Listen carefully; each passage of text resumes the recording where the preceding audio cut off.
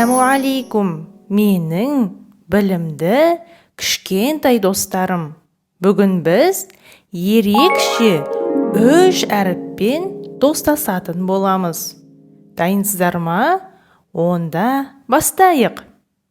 Олар фә, қоф, вау. Бұл әріптер 9 санына ұқсайды. Бірақ фә әрпінде 1 нүкте, ал қоф әрпінде 2 нүкте. Вау әрпінде нүкте мүлдем жоқ. Олай болса, бірге қайталап көрелік. Фә, қоф, вау. Өте керемет. Бұл әріптерді жаттап, қайталап жүріңіз. Келесі сабақта кездескенше. Әссәләму алейкум.